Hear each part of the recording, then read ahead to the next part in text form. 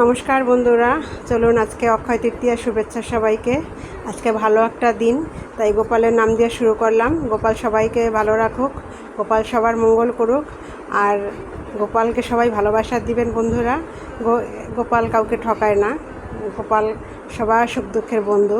আর আপনারা যদি গোপালকে ভালোবাসা দেন, গোপাল আপনাদেরকে ঢেলে দেবে। ঠিক আছে বন্ধুরা, তো চলুন ভিডিওটা শুরু করি। গোপালের নাম নিয়ে দেখুন, আজকে গোপাল লাড্ডু খাবে, তাই না সোনা? হ্যাঁ, আজকে গোপাল লাড্ডু খাবে বলছে। খাবো আমি সোনা।